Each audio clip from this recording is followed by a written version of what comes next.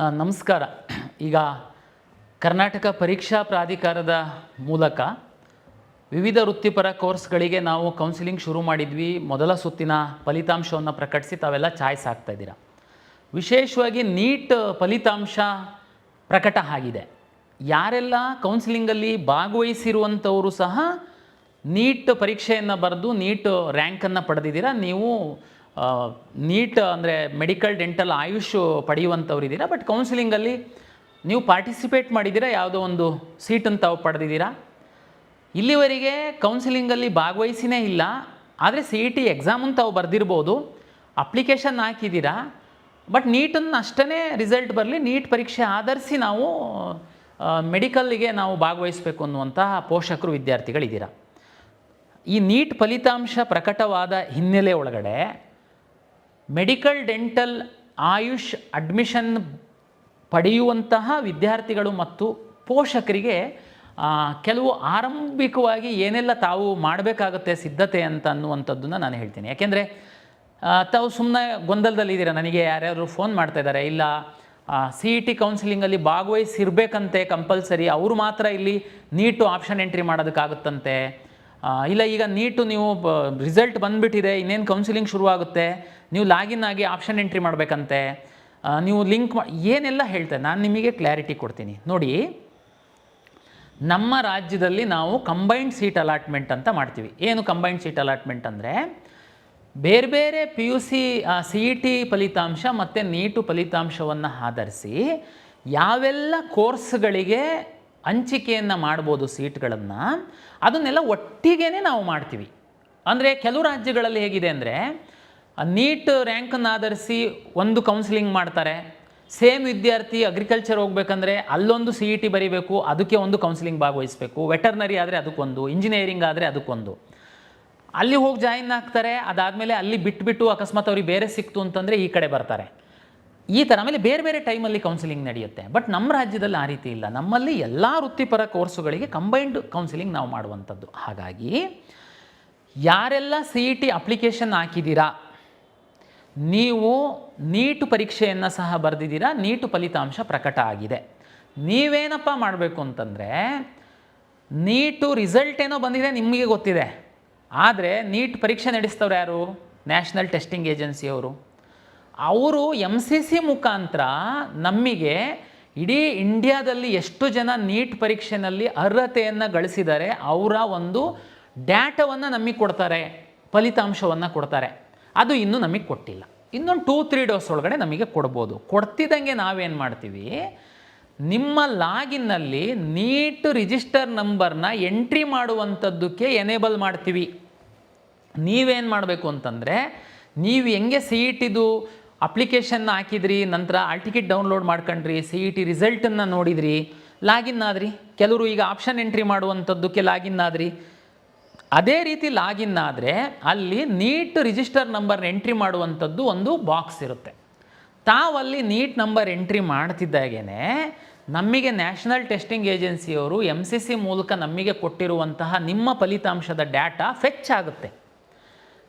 ಅಲ್ಲಿಗೆ ನೀವು ಸಬ್ಮಿಟ್ ಮಾಡ್ತು ಅಂತಂದರೆ ಅಷ್ಟೇ ಕೆಲಸ. ನಿಮ್ಮದು ಅಪ್ಲಿಕೇಶನ್ ಆಲ್ರೆಡಿ ಹಾಕಿದ್ದೀರಾ, ರಿಸರ್ವೇಷನ್ ಆಲ್ರೆಡಿ ಹಾಕಿದ್ದೀರಾ, ಕೆಲವರು ಲಿಂಗ್ವಿಸ್ಟಿಕ್ಕು, ರಿಲಿಜಿಯಸ್ ಮೈನಾರಿಟಿ ಹಾಕಿದ್ದೀರಾ, ಕ್ಯಾಸ್ಟ್, ಇನ್ಕಮ್ ಹಾಕಿದ್ದೀರಾ, ಕನ್ನಡ ಮೀಡಿಯಮ್ ರೂಲ್ ಎಲ್ಲನೂ ಆಗಿದೆ. ಕೆಲವರು ಪಾರ್ಟಿಸಿಪೇಟು ಮಾಡಿದ್ದೀರಾ ಕೌನ್ಸಿಲಿಂಗಿಗೆ. ಈಗ ನೀವು ಬೇರೆ ಏನು ಮಾಡೋ ಅಗತ್ಯ ಇಲ್ಲ. ನೀವು ನೀಟ್ ನಂಬರ್ನ ನಿಮ್ಮ ಅಪ್ಲಿಕೇಶನಿಗೆ ಲಿಂಕ್ ಮಾಡಿದರೆ ನಿಮ್ಮ ನೀಟ್ ರ್ಯಾಂಕು ಇಲ್ಲಿಗೆ ಫೆಚ್ ಆಗಿ ಬಂದು ಕೂತ್ಕೊಳ್ಳುತ್ತೆ. ನೆಕ್ಸ್ಟು ನೀವು ನಿಮ್ಮ ವೆರಿಫಿಕೇಷನ್ ಸ್ಲಿಪ್ಪನ್ನು ಮತ್ತೊಮ್ಮೆ ತಾವು ಡೌನ್ಲೋಡ್ ಮಾಡಿದರೆ ಅದರಲ್ಲಿ ನೀಟ್ ರ್ಯಾಂಕು ಡಿಸ್ಪ್ಲೇ ಆಗುತ್ತೆ. ಈಗ ಆಲ್ರೆಡಿ ನಿಮಗೆ ಇಂಜಿನಿಯರಿಂಗು, ವೆಟರ್ನರಿ, ಅಗ್ರಿಕಲ್ಚರು ಇವೆಲ್ಲ ರ್ಯಾಂಕ್ ಬಂದಿದ್ದಾವೆ. ನೀಟ್ ರ್ಯಾಂಕ್ ಒಂದು ಅಲ್ಲಿ ಬಂದು ಕೂತ್ಕೊಳ್ಳುತ್ತೆ.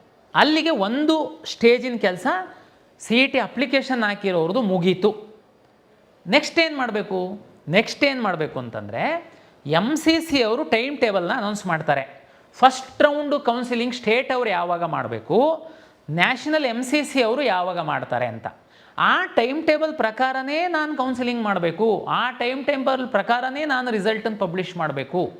ಅಲ್ಲಿ ಏನು ಗೊಂದಲ ಆಗಲ್ಲ. ಸದ್ಯಕ್ಕೆ ನೀವು ಟೆನ್ಷನ್ ಮಾಡ್ಕೊಂಡು ಅಲ್ಲಿ ಇಲ್ಲಿ ಓಡಾಡೋದು, ಅವ್ರು ಗೈಡ್ ಮಾಡ್ತಾರೆ, ಇವ್ರು ಗೈಡ್ ಮಾಡ್ತಾರೆ, ಪೇಯ್ಡ್ ಕೌನ್ಸಿಲಿಂಗ್ ಏನು ತಲೆ ಬಿಸಿ ಮಾಡಬೇಡಿ. ನೀವು ಸದ್ಯಕ್ಕೆ CET ಅಪ್ಲಿಕೇಶನ್ ಹಾಕಿದ್ದೀರಾ, ಕೆಲವರು ಕೌನ್ಸಿಲಿಂಗಲ್ಲಿ ಭಾಗವಹಿಸಿದ್ದೀರಾ, ಕೆಲವರು ಭಾಗವಹಿಸದೇ ಇರಬಹುದು. ನೀವು ಇನ್ನೊಂದು 3-4-5 ಡೇಸ್ ಒಳಗಡೆ ನೀಟ್ ರಿಸಲ್ಟು ಡಾಟಾ KEAಗೆ ಬರುತ್ತೆ. ನಾವು ನಿಮ್ಮ ಲಾಗಿನ್ನಲ್ಲಿ ನೀಟ್ ನಂಬರ್ನ ಎಂಟ್ರಿ ಮಾಡೋದಕ್ಕೆ ಹೇಳ್ತೀವಿ. ಅಲ್ಲಿವರೆಗೆ ಸರ್ ನಮಗೆ ಹೆಂಗೆ ಗೊತ್ತಾಗುತ್ತೆ ಸರ್ ನಾವು ನಿಮ್ಮ ವೆಬ್ಸೈಟ್? ಚಿಂತೆ ಮಾಡಬೇಡಿ. ನೀವು KEA ಅಪ್ಲಿಕೇಶನ್ ಹಾಕುವಾಗ ಏನು ರಿಜಿಸ್ಟರ್ ನಂಬರ್ ಮಾಡಿದ್ದೀರಾ ಅಲ್ಲಿಗೆ ನಾವು ನಿಮಗೊಂದು ವಾಟ್ಸಪ್ SMS ಕಳಿಸ್ತೀವಿ. ನೀವು ಸುಮ್ಮನೆ ಟೆನ್ಷನ್ ಮಾಡ್ಕೊಂಡು ಏನು ಓಡಾಡೋದು ಬೇಡ, SMS ಕಳಿಸ್ತೀವಿ. ಆವಾಗ ನೀವು ನಂಬರ್ನ ಲಿಂಕ್ ಮಾಡಿ ಸಾಕು. ಬೇರೆ ಈಗೇನು ಮಾಡಬೇಕು ಹಂಗಿದ್ರೆ, ಬರೀ ಈಗ ನಿಮ್ಮದು ಉದಾಹರಣೆಗೆ 1,00,000 ರ್ಯಾಂಕ್ ಬಂದಿದೆ, 50,000 ರ್ಯಾಂಕ್ ಬಂದಿದೆ. ಸರ್ ನನಗೆ ಗೌರ್ಮೆಂಟ್ ಸೀಟ್ ಸಿಗುತ್ತಾ ಸರ್, ಪ್ರೈವೇಟು ಕಾಲೇಜಲ್ಲಿ ಸೀಟ್ ಸಿಗುತ್ತಾ ಸರ್, ನಾನು ಮ್ಯಾನೇಜ್ಮೆಂಟ್ ಸೀಟಿಗೆ ಹೋಗಬೇಕು ಸರ್, PCTಗೆ ಹೋಗ್ಬೇಕಾ, ಇದು ಎಲ್ಲ ಗೊಂದಲ ಇದೆ. ಇದಕ್ಕೆ ನೀವೇನು ಮಾಡಿ, ಕರ್ನಾಟಕ ರಾಜ್ಯದಲ್ಲಿ ಸರ್ಕಾರಿ ಮೆಡಿಕಲ್ ಕಾಲೇಜುಗಳು ಎಷ್ಟಿದ್ದಾವೆ ಅದರಲ್ಲಿರುವಂತಹ ಸೀಟುಗಳ 85% ಸೀಟುಗಳು KEA ಮೂಲಕ ಅಲಾಟ್ ಆಗುತ್ತೆ. ಕರ್ನಾಟಕ ರಾಜ್ಯದಲ್ಲಿರುವಂತಹ ಖಾಸಗಿ ಮೆಡಿಕಲ್ ಕಾಲೇಜುಗಳ 100% ಸೀಟುಗಳು KEA ಮುಖಾಂತರನೇ ಅಲಾಟ್ ಆಗುತ್ತೆ. ಆದರೆ ಅಲ್ಲಿ ಆ ಸೀಟ್ಗಳಲ್ಲಿ ಶೇರಿಂಗ್ ಬೇರೆ ಬೇರೆ ಇರುತ್ತೆ. ಉದಾಹರಣೆಗೆ ಒಂದು ಖಾಸಗಿ ಮೆಡಿಕಲ್ ಕಾಲೇಜ್ ಇದೆ ಅಂದರೆ ಅದರಲ್ಲಿ 100 ಸೀಟುಗಳಿದೆ ಅಂತಂದರೆ 40 ಸೀಟುಗಳು KEA ಮೂಲಕ ಸರ್ಕಾರಿ ಫೀಸಿಗೆ ಹಂಚಿಕೆ ಮಾಡಲಾಗುತ್ತೆ. ಉಳಿದ 40 ಸೀಟುಗಳು ಹೈಯರ್ ಫೀಸ್, ಪ್ರೈವೇಟ್ ಸೀಟ್ ಅಂತ ನಾವು ಕರಿತೀವಿ, ಅದು ಫೀಸು ಜಾಸ್ತಿ ಇರುತ್ತೆ. 12.5 ಲಕ್ಷದಷ್ಟು ಲಾಸ್ಟ್ ಇತ್ತು. ಈ ವರ್ಷ ಗೌರ್ಮೆಂಟ್ ಜಿಒ ಬರುತ್ತೆ, ಏನು ಚೇಂಜ್ ಆಗಿಲ್ಲ, ಅಷ್ಟೇ ಫೀಸ್ ಇರುತ್ತೆ. ಇನ್ನು 20% ಸೀಟ್ಗಳಿದೆ ಅಂದರೆ 40 ಗೌರ್ಮೆಂಟ್ ಆಯಿತು, 40 ಸೀಟ್ ಆಯಿತು, ಇನ್ನು 20% ಸೀಟ್ ಇದೆ. ಅದರಲ್ಲಿ 5% ಮ್ಯಾನೇಜ್ಮೆಂಟ್ ಸೀಟು, ಇನ್ನು 15% NRI ಸೀಟು. ಈ 20% ಸೀಟಿಗೆ ಮಾತ್ರ ಕಾಲೇಜವರು ಫೀಸನ್ನು ನಮಗೆ ಕಮ್ಯುನಿಕೇಟ್ ಮಾಡ್ತಾರೆ, ನಾವು ಅದನ್ನು ಡಿಸ್ಪ್ಲೇ ಮಾಡ್ತೀವಿ. ಪೇರೆಂಟ್ಸ್ ಈಗ ನೀವು ಕೇಳ್ಬೋದು, ಸರ್ ಗೌರ್ಮೆಂಟ್ ಸೀಟ್ 40%, 40% ಸೀಟು ಸರ್ಕಾರನೇ ಫೀಸ್ ಫಿಕ್ಸ್ ಮಾಡುತ್ತೆ ಅಂತ ಹೇಳ್ತೀರಾ. ರಿಮೈನಿಂಗ್ 20%, 5% NRI ಮತ್ತು 5% ಮ್ಯಾನೇಜ್ಮೆಂಟು, 15% NRI ಸೀಟಿಗೆ ಕಾಲೇಜವರೇ ಫೀಸ್ ಫಿಕ್ಸ್ ಮಾಡಬೇಕು ಅಂತ ಹೇಳ್ತೀರಾ. ಹಾಗಾಗಿ ನಮ್ಮ ಪಕ್ಕದಲ್ಲೇ ಕಾಲೇಜ್ ಇದೆ ಸರ್, ನಮಗೆ ಭಾಳ ಆತ್ಮೀಯರಿದ್ದಾರೆ, ನಾವು ಹೋಗಿ ಅಡ್ಮಿಷನ್ ಹಾಕ್ತೀವಿ, ನಾವು ಹೋಗಿ ಬುಕ್ ಮಾಡ್ತೀವಿ. ನೋ, ನಾನು ಆವಾಗಲೇ ಹೇಳಿದೆ, ಅವರು ಫೀಸ್ ಫಿಕ್ಸ್ ಮಾಡ್ಬೋದು 20%ಗೆ. 100% ಖಾಸಗಿ ಕಾಲೇಜುಗಳ ಸೀಟು KEA ಮೂಲಕ ನೀಟ್ ರ್ಯಾಂಕ್ ಆಧರಿಸಿ ಅಲಾಟ್ ಆಗುತ್ತೆ. ದಯಮಾಡಿ ಅರ್ಥ ಮಾಡ್ಕೊಳ್ಳಿ. ಯಾರೋ ಮಧ್ಯವರ್ತಿಗಳು ನಿಮಗೆ ಮ್ಯಾನೇಜ್ಮೆಂಟ್ ಸೀಟ್ ಕೊಡಿಸ್ತೀವಿ, ನಮಗೆ ಪರಿಚಯ ಇದ್ದಾರೆ, ನಂಬಬೇಡಿ. ಮ್ಯಾನೇಜ್ಮೆಂಟ್ ಸೀಟು ಯಾರೂ ಕೊಡೋದಕ್ಕಾಗಲ್ಲ, ಕಾಲೇಜವರು ಡೈರೆಕ್ಟ್ ಅಡ್ಮಿಷನ್ ಮಾಡೋದಕ್ಕಾಗಲ್ಲ, ಅದು KEA ಮೂಲಕನೇ ಅಡ್ಮಿಷನ್ ಆಗಬೇಕು. ದಯಮಾಡಿ ಅರ್ಥ ಮಾಡ್ಕೊಳ್ಳಿ. ಪ್ರೈವೇಟ್ ಗೌರ್ಮೆಂಟ್ ಕಾಲೇಜಲ್ಲಿ 85% ಹೇಳಿದೆ, 15% ಗೌರ್ಮೆಂಟ್ ಸೀಟ್ಗಳು MCC ಮೂಲಕ ಅಲಾಟ್ ಆಗುತ್ತೆ. ರಾಜ್ಯದಲ್ಲಿ ಒಂದಷ್ಟು ಡೀಮ್ಡ್ ಮೆಡಿಕಲ್ ಕಾಲೇಜ್ಗಳಿದ್ದಾವೆ, ಆ ಡೀಮ್ಡ್ ಮೆಡಿಕಲ್ ಕಾಲೇಜ್ಗಳದ್ದು ಸೀಟ್ಗಳು ಸಹ MCC ಮೂಲಕ ಅಲಾಟ್ ಆಗುತ್ತೆ. ಆದರೆ ಕೆಲವು ಡೀಮ್ಡ್ ಕಾಲೇಜ್ಗಳವರು ಸರ್ಕಾರಕ್ಕೆ ಒಂದು ಸಣ್ಣ ನಂಬರಿನ ಸೀಟನ್ನು ಬಿಟ್ಟುಕೊಡ್ತಾರೆ. ಆ ಸೀಟ್ಗಳು ಮಾತ್ರ ನಮ್ಮ ನಿಯಮಾನುಸಾರ ರೋಸ್ಟರ್ ಪ್ರಕಾರ ನಮ್ಮಿಂದ ಅಲಾಟ್ ಆಗುತ್ತೆ. ಅದು ಸಣ್ಣ ನಂಬರ್ ಇರುತ್ತೆ. ಹೆಚ್ಚು ಸೀಟ್ಗಳು ಡೀಮ್ಡ್ ಕಾಲೇಜ್ಗಳದ್ದು ಸೀಟೆಲ್ಲ ಅಲಾಟ್ ಆಗುವಂಥದ್ದು ಡೆಲ್ಲಿಯ MCC ಮೂಲಕ. ದಯಮಾಡಿ ಮೆಡಿಕಲ್ ಆಸ್ಪಿರೆಂಟ್ ಏನಿದ್ದೀರಾ, ನೀವು ಗೊಂದಲಕ್ಕೊಳಕಾಗಕ್ಕೆ ಹೋಗಬೇಡಿ. ಇನ್ನು ಕೆಲವರು ಸರ್ ನಾವು ಮೆಡಿಕಲ್ಗೆ ಮಾತ್ರ ಆಸ್ಪಿರೆಂಟ್ ಇದ್ವಿ, ಹಾಗಾಗಿ ನಾವು KCET ಅಪ್ಲಿಕೇಶನ್ನೇ ಹಾಕಿರಲಿಲ್ಲ, ಈಗ ನಾವು ಮೆಡಿಕಲ್ಲು ನೀಟ್ ಎಕ್ಸಾಮ್ ಬರೆದಿದ್ವಿ, ರಿಸಲ್ಟ್ ಬಂದಿದೆ, ನಾವೇನು ಮಾಡಬೇಕು? ನೀವು ಅಪ್ಲಿಕೇಶನ್ ಹಾಕಿ. ಅಪ್ಲಿಕೇಶನ್ ಹಾಕಕ್ಕೆ ಕೇಳಿದ್ದೀವಿ, ದಯಮಾಡಿ ತಾವು ನೀವು ಫ್ರೆಶ್ಶಾಗಿ ಅಪ್ಲಿಕೇಶನ್ ಹಾಕಬೇಕು. ಯಾಕೆಂದರೆ ಏನಾಗುತ್ತೆ, ಇಲ್ಲಿ ಬೇರೆ ರಾಜ್ಯದಲ್ಲಿ ಸಹ ಕನ್ನಡಿಗರು ಹೋಗಿರ್ತಾರೆ, ಅವರು ಅಷ್ಟೊಂದು ಆ ಟೈಮಲ್ಲಿ ಗಮನ ಹರಿಸಿರ್ಲಿಕ್ಕಿಲ್ಲ, ಅವ್ರುಗಳೆಲ್ಲ ಈಗ ಅರ್ಜಿ ಹಾಕಬಹುದು. ಸರ್ ಕರ್ನಾಟಕದ ನೀಟ್ ರ್ಯಾಂಕ್ ಯಾವಾಗ ಬಿಡ್ತೀರಾ? ಕರ್ನಾಟಕದಲ್ಲಿ ನೀಟ್ ರ್ಯಾಂಕ್ ಅಂತ ಒಂದು ಇರಲ್ಲ, ಪೋಷಕರು ಅರ್ಥ ಮಾಡ್ಕೊಳ್ಳಿ. ನೀಟ್ ರ್ಯಾಂಕ್ ಏನಿದೆ ಆಲ್ ಇಂಡಿಯಾ ರ್ಯಾಂಕು. ನಾವು ಅಲಾಟ್ ಮಾಡುವಾಗ ಸಹ ನಿಮಗೆ ಮೆನ್ಷನ್ ಮಾಡುವಂಥದ್ದು ನೀಟ್ ರ್ಯಾಂಕ್ ಅಂತಂದರೆ ಅದು ಆಲ್ ಇಂಡಿಯಾ ರ್ಯಾಂಕೇನೆ, ಕರ್ನಾಟಕ ರ್ಯಾಂಕ್ ಇರಲ್ಲ. ನಾವು ನಮ್ಮ ವಿದ್ಯಾರ್ಥಿಗಳಿಗೆ ಅನುಕೂಲ ಆಗಲಿ ಅಂತ ನ್ಯಾಷನಲ್ ಟೆಸ್ಟಿಂಗ್ ಏಜೆನ್ಸಿಯವರಿಂದ ನಮಗೆ ಇಡೀ ಭಾರತ ದೇಶದಲ್ಲಿ ನೀಟ್ ಬರೆದು ಎಲಿಜಿಬಲ್ ಆಗಿರುವಂಥವ್ರದ್ದೆಲ್ಲ ಡಾಟಾ ನಮಗೆ ಬಂದಾದ ಮೇಲೆ ಯಾರೆಲ್ಲ ಕರ್ನಾಟಕದ ಅಡ್ರೆಸ್ಸನ್ನು ಕೊಟ್ಟಿದ್ದಾರೆ ಅರ್ಜಿ ಹಾಕುವಂಥ ಸಂದರ್ಭದಲ್ಲಿ. ಆ ವಿದ್ಯಾರ್ಥಿಗಳ ಡೇಟಾನ ತೆಗೆದು ಡಿಸೆಂಡಿಂಗ್ ಆರ್ಡ್ರಲ್ಲಿ ಅಂದರೆ top to bottom serial number wise ಹಾಕ್ತೀವಿ. That is not NEET rank. ಅದು ನಮ್ಮ ಕನ್ನಡಿಗರು ಯಾವ ಸ್ಥಾನದಲ್ಲಿದ್ದಾರೆ ಅಂತನ್ನುವಂಥ ತೋರಿಸೋದಕ್ಕೆ ಹಾಕ್ತೀವಿ. ಅಲ್ಲೂ ಒಂದು ಅರ್ಥ ಮಾಡ್ಕೊಳ್ಳಿ, ಅದು 90% ಅಷ್ಟೇ ಕರೆಕ್ಟು. ಲಾಸ್ಟ್ ಟೈಮ್ ನಾವು ಈ ಥರ ಒಂದು ಅಲಾಟ್ ಮಾಡಿದ್ವಿ. ಮಾಡಿದ ಮೇಲೆ ನಾವು ಸೀಟ್ ಅಲಾಟ್ ಮಾಡುವಾಗ ಕನ್ನಡಿಗರು ಸೀಟು ಅಂದರೆ ನಾರ್ಮಲಿ ತಮಗೆಲ್ಲ ಗೊತ್ತಿದೆ 40% ಸೀಟು ಮತ್ತು ಗೌರ್ಮೆಂಟ್ ಮೆಡಿಕಲ್ ಕಾಲೇಜಿನ 85% ಸೀಟು ನಾವು ಅಲಾಟ್ ಮಾಡುವಂಥದ್ದು ಕನ್ನಡಿಗರಿಗೆ ಮಾತ್ರ, ಎಲ್ಲ ನಿಯಮಾನುಸಾರ. ನಾನು ಡಿಸೆಂಡಿಂಗ್ ಆರ್ಡ್ರಲ್ಲಿ ಕರ್ನಾಟಕದ ರೆಸಿಡೆನ್ಷಿಯಲ್ ಅಡ್ರೆಸ್ ಕೊಟ್ಟಿರೋದು ಒಂದು ಪಟ್ಟಿ ಹಾಕಿದ್ದೆ.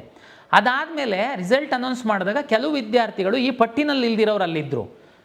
ಇದು ಹೆಂಗೆ ಸಾಧ್ಯ ನೋಡಿ, ಇವರು ಕನ್ನಡಿಗರೇ ಅಲ್ಲ, ಅವರಿಗೆ ಗೌರ್ಮೆಂಟ್ ಸೀಟನ್ನು ಕೊಟ್ಟಿದ್ದಾರೆ ಅಂತ. ಹಂಗಿರಲ್ಲ ನೋಡಿ. ಕನ್ನಡಿಗ ಒಬ್ಬ ಡೆಲ್ಲಿನಲ್ಲಿದ್ದಾನೆ, ಕನ್ನಡಿಗ ಒಬ್ಬ ಜಮ್ಮು ಕಾಶ್ಮೀರದಲ್ಲಿ ಆರ್ಮ್ ಫೋರ್ಸಲ್ಲಿದ್ದಾನೆ, ಅವ್ರು ಕರ್ನಾಟಕದ ಅಡ್ರೆಸ್ ಕೊಟ್ಟಿರ್ತಾರೆ ನೀಟ್ ಅಪ್ಲಿಕೇಶನ್ನಲ್ಲಿ, ಇಲ್ಲ ಅಲ್ವಾ? ಅವನು ಈಗ ನೀಟ್ ಅಪ್ಲಿಕೇಶನ್ ಹಾಕುವಾಗ ರಿಜಿಸ್ಟ್ರ್ ಮಾಡಿರ್ತಾನೆ, ಅವನದು ಡಾಕ್ಯುಮೆಂಟ್ ವೆರಿಫಿಕೇಷನ್ ಮಾಡ್ತೀವಿ, ಅವ್ರ ತಂದೆ ತಾಯಿ ಕನ್ನಡಿಗರ ಅಂಥೇಳಿ. ಹಂಗಾಗಿ ಅದಕ್ಕೆ ನಾನು ಹೇಳಿದ್ದು, ನಮ್ಮ ಡಿಸೆಂಡಿಂಗ್ ಆರ್ಡ್ರಲ್ಲಿ ಏನು ಹಾಕ್ತೀನಿ, ನೀಟ್ ಅರ್ಜಿಯಲ್ಲಿ ಕರ್ನಾಟಕದ ವಿಳಾಸ ಕೊಟ್ಟಂಥವ್ರದನ್ನು ನಾನು ಡಿಸೆಂಡಿಂಗ್ ಆರ್ಡ್ರಲ್ಲಿ ಹಾಕ್ತೀನಿ. ಅದಲ್ಲದೇನೂ ಸ್ವಲ್ಪ ಜನ ಕನ್ನಡಿಗರು ಅದರಿಂದ ಮಿಸ್ ಆಗಿರ್ತಾರೆ, ಅದು ಹಾರ್ಡ್ಲಿ ಒಂದು 5 to 10%. ಇದು ತಮ್ಮ ಮಾಹಿತಿಗೋಸ್ಕರ ಅಷ್ಟೇ. ಬಟ್ ಅದನ್ನು ನಾವು ಮಾಡ್ತೀವಿ, ನಿಮಗೆ ಇನ್ನೊಂಚೂರು ಐಡಿಯಾ ಬರುತ್ತೆ.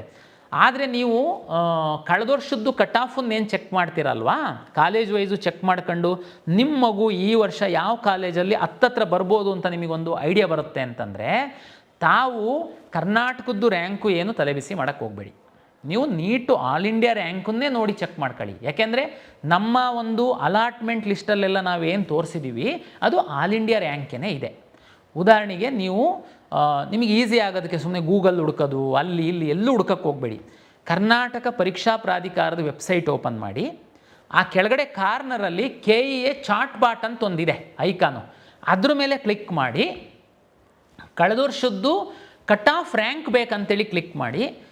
ಅಲ್ಲಿ ನಿಮಗೆ ಕಳೆದ ವರ್ಷದ್ದು ಕಾಲೇಜ್ ವೈಸ್ ರ್ಯಾಂಕ್ ಸಿಗುತ್ತೆ, ಗ್ರೂಪ್ ವೈಸ್ ಅಂದರೆ caste wise 3A 3B 2A ಸಿಗುತ್ತೆ, ಮ್ಯಾನೇಜ್ಮೆಂಟ್ ಸೀಟ್ದು ಕಟ್ ಆಫು ಏನಿತ್ತು first round second round mop-up round, ಯಾವ್ಯಾವ ರೌಂಡಲ್ಲಿ ಯಾವ್ಯಾವ ಕಾಲೇಜಲ್ಲಿ ಯಾವ್ಯಾವ ರ್ಯಾಂಕಿನ ವಿದ್ಯಾರ್ಥಿಗಳಿಗೆ ಸೀಟು ಸಿಕ್ಕಿದೆ ಅನ್ನುವಂಥದ್ದು ನಿಮಗೆ ಒಂದೇ ಇದರಲ್ಲಿ ಸಿಕ್ಬಿಡುತ್ತೆ. ನೀವು ಯಾರಿಗೆ ಕೇಳೋದು ಬೇಕಾಗಿಲ್ಲ. ನಮ್ಮ ವೆಬ್ಸೈಟಲ್ಲಿ ಅದು ಸೌಲಭ್ಯ ನಾವು ಮಾಡಿಕೊಟ್ಟಿದ್ದೀವಿ. ದಯಮಾಡಿ ಆ ಸೌಲಭ್ಯನ ಬಳಸ್ಕೊಳ್ಳಿ. ಮುಂದಿನ ಒಂದು ವಾರ ಆಗ್ಬೋದು ನನ್ನ ಪ್ರಕಾರ ಡೇಟಾ ಬಂದು ನಾವು ನಿಮಗೆ ಮೆಡಿಕಲ್ ಎಜುಕೇಷನಿಂದ ನಮಗೆ ಈ ವರ್ಷದ್ದು ಮೆಡಿಕಲ್ ರಿಲೇಟೆಡ್ ಸೀಟ್ ಮ್ಯಾಟ್ರಿಕ್ಸ್ ಬಂದು ನಾನು ಕೌನ್ಸಿಲಿಂಗ್ ಶುರು ಮಾಡುವಂಥದ್ದು. ತಮಗೆಲ್ಲ ಗೊತ್ತಿದೆ, ಈಗ ಫಸ್ಟ್ ರೌಂಡು ಇಂಜಿನಿಯರಿಂಗ್ ಕೋರ್ಸ್ ಎಲ್ಲ ಏನು ಚಾಯ್ಸ್ ಫಿಲ್ಲಿಂಗು ಮುಗಿದು ಏನು ನೆಕ್ಸ್ಟು ರೌಂಡೊಂದು ಶುರು ಮಾಡೋದ್ರೊಳಗಡೆ ಅದು ಬರುತ್ತೆ, ಎನೇಬಲ್ ನಾವು ಮಾಡ್ತೀವಿ. ಅಲ್ಲಿವರೆಗೆ ನೀವು ಹೋಮ್ವರ್ಕ್ ಮಾಡ್ಕೊಳ್ಳಿ. ಸುಮಾರು ಜನ ಯಾರು ನಾನೀಗಾಗಲೇ ಬೇರೆ ವಿಡಿಯೋದಲ್ಲಿ ಕ್ಲಾರಿಫೈ ಮಾಡಿದ್ದೀನಿ, ಯಾರು ಕೌನ್ಸಿಲಿಂಗಲ್ಲಿ ಭಾಗವಹಿಸಿದ್ದೀರಾ, ಮೆಡಿಕಲ್ ಆಸ್ಪರೆಂಟ್ ಇದ್ದೀರಾ, ದಯಮಾಡಿ ಅಡ್ಮಿಷನ್ ಆಗೋಕ್ಕೆ ಹೋಗಬೇಡಿ. ಚಾಯ್ಸ್ 2 ಹಾಕಿ ವೆಯ್ಟ್ ಮಾಡಿ. ನಾನು ಮೆಡಿಕಲ್ಲು ಡೆಂಟಲ್ ಆಯು ಸೀಟ್ ಮೆಟ್ರಿಕ್ಸ್ ಬರ್ತಿದ್ದಂಗೆ ನಿಮ್ಮ ಲಾಗಿನಲ್ಲಿ ಡಿಸ್ಪ್ಲೇ ಆಗುತ್ತೆ, ತಾವು ಅದಕ್ಕೆ ಆಪ್ಷನ್ ಎಂಟ್ರಿ ಮಾಡ್ಬೋದು. ಫಾರ್ಮಸಿ ಕೋರ್ಸು ಏನು 2 ಇತ್ತು, B ಮತ್ತು D ಫಾರ್ಮಾ, ಅದು ನಮಗೆ ಸೀಟ್ ಮ್ಯಾಟ್ರಿಕ್ಸ್ ಬರಲಿಲ್ಲ, ಹಂಗಾಗಿ ನಾವು ಎನೇಬಲ್ ಮಾಡಿಲ್ಲ. ಅವರು ಸೀಟ್ ಮ್ಯಾಟ್ರಿಕ್ಸ್ ಕೊಡ್ತು ಅಂತಂದರೆ ಸೆಕೆಂಡ್ ರೌಂಡಲ್ಲಿ ನಾವು ಎನೇಬಲ್ ಮಾಡ್ತೀವಿ. ಕರ್ನಾಟಕ ಪರೀಕ್ಷಾ ಪ್ರಾಧಿಕಾರ ಬೇರೆ ಬೇರೆ ಇಲಾಖೆಗಳು ಕೊಡುವಂಥದ್ದನ್ನೆಲ್ಲ ತೆಗೆದುಕೊಂಡು ನಾವು ಕೌನ್ಸಿಲಿಂಗ್ ಮಾಡುವಂಥದ್ದು. ನಿರಂತರವಾಗಿ ಎಲ್ಲ ಇಲಾಖೆಗಳ ಜೊತೆ ನಾವು ಸಂಪರ್ಕದಲ್ಲಿದ್ದು ಮನವಿಯನ್ನು ಮಾಡಿ ಆದರೆ ನಾವು ಟೈಮ್ ಟೇಬಲ್ ಸಹ ಫಾಲೋ ಮಾಡಬೇಕಾಗುತ್ತೆ. ಹೆಚ್ಚು ವಿದ್ಯಾರ್ಥಿಗಳ ಹಿತದೃಷ್ಟಿಯನ್ನು ಸಹ ನಾವು ಕಾಪಾಡಬೇಕಾಗುತ್ತೆ. ಹಾಗಾಗಿ ನಾವು ಕೆಲವೊಮ್ಮೆ ಟೈಮ್ ಟೇಬಲಿಗೆ ಸ್ಟಿಕನ್ ಆಗಬೇಕಾಗುತ್ತೆ. ಫಸ್ಟ್ ರೌಂಡು ಕೊನೆ ತನಕ ನಾವು ಕಾದರೂ ಅವ್ರು ಕೊಟ್ಟಿಲ್ಲ, ಈ ರೌಂಡಲ್ಲಿ ಅವರು ಕೊಡ್ತಾರೆ ಅಂತ ಭಾವಿಸಿದ್ದೀನಿ. ಕೊಡ್ತಿದ್ದಂಗೆ ನಾನು ಎನೇಬಲ್ ಮಾಡ್ತೀನಿ. ಯಾರು ಫಾರ್ಮಸಿ ಆಸ್ಪಿರೆಂಟ್ಸ್ ಇದ್ದೀರಾ, ತಾವು ಈಗ ಅಕಸ್ಮಾತ್ ಯಾವುದಾದ್ರೂ ಬೇರೆ ಕೋರ್ಸ್ ಹಾಕಿದರೆ, ಯಾರು ಮೆಡಿಕಲ್ ಆಸ್ಪಿರೆಂಟ್ ಇದ್ದೀರಾ, ಡೆಂಟಲ್ ಆಸ್ಪಿರೆಂಟ್ ಇದ್ದೀರಾ, ಆಯುಷ್ ಆಸ್ಪಿರೆಂಟ್ ಇದ್ದೀರಾ, ಈಗ ನೀವು ಕೌನ್ಸಿಲಿಂಗಲ್ಲಿ ಭಾಗವಹಿಸಿ ತಮ್ಗೆ ಯಾವುದಾದ್ರೂ ಸೀಟ್ ಸಿಕ್ಕಿತ್ತು ಅಂತಂದರೆ ತಾವು ದಯಮಾಡಿ ಚಾಯ್ಸ್ 2 ಹಾಕಿ ವೆಯ್ಟ್ ಮಾಡಿ. ಗಡಿಬಿಡಿನಲ್ಲಿ ಅಡ್ಮಿಷನ್ ಆಗೋದಕ್ಕೆ ಹೋಗಬೇಡಿ. ನೆಕ್ಸ್ಟ್ ರೌಂಡಲ್ಲಿ ಅದನ್ನೆಲ್ಲ ಸೇರಿಸ್ಕೊಂಡು ನಾವು ಸೀಟ್ ಅಲಾಟ್ಮೆಂಟ್ ಮಾಡ್ತೀವಿ. ಹಾಗಾಗಿ ಇದು ವಿಶೇಷವಾಗಿ ಒಂದು ಸಣ್ಣ ವಿಡಿಯೋ. ನೀಟ್ ಪರೀಕ್ಷೆ ಬರೆದು ಫಲಿತಾಂಶ ಪ್ರಕಟ ಆಗಿ ಇರುವಂತಹ ಪೋಷಕರು ವಿದ್ಯಾರ್ಥಿಗಳಿಗೆ ನಮಗೆ ಸೀಟ್ ಸಿಗುತ್ತೋ ಬಿಡುತ್ತೋ ಸಿಗಲ್ವೋ ಏನು ಮಾಡಬೇಕು ಅದೆಲ್ಲ ಗೊಂದಲಕ್ಕೆ ಪರಿಹಾರ ಕಳೆದ ವರ್ಷದ್ದು ಕಟ್ ಆಫನ್ನು ನೋಡಿ ನೀವೊಂದು ತೀರ್ಮಾನ ಮಾಡಿ. ಸರ್ ಅದು ಮ್ಯಾನೇಜ್ಮೆಂಟಿಗೆ ಹೋಗ್ಬೇಕಾ, PCTಗೆ ಹೋಗ್ಬೇಕಾ, ಅಕಸ್ಮಾತ್ ಪ್ರೈವೇಟ್ ಸೀಟ್ ಸಿಕ್ತು ಅಂತಂದರೆ ನಾನು ನೆಕ್ಸ್ಟ್ ರೌಂಡಲ್ಲಿ ಏನು ಮಾಡಬೇಕು, ಅದು ಎಲ್ಲ ನಾನು ಹೇಳ್ತೀನಿ ಮುಂದಿನ ವಿಡಿಯೋದಲ್ಲಿ. ಒಮ್ಮಿಗೆ ಎಲ್ಲ ತಲೆಬಿಸಿ ಮಾಡಬೇಡಿ. ಸದ್ಯಕ್ಕೆ ಎಲ್ಲ ಕಳೆದ ಹಿಂದಿನ ವರ್ಷಗಳು ಕಟ್ ಆಫ್ ನೋಡ್ಕೊಳ್ಳಿ. ನಾನು ಲಿಂಕನ್ನು ಓಪನ್ ಮಾಡಿದಾಗ ನಿಮ್ಮ ನೀಟ್ ರ್ಯಾಂಕನ್ನು ಇನ್ಸರ್ಟ್ ಮಾಡಿ ನಿಮ್ಮದು ವೆರಿಫಿಕೇಷನ್ ಸ್ಲಿಪ್ಪನ್ನು ಡೌನ್ಲೋಡ್ ಮಾಡ್ಕೊಳ್ಳಿ.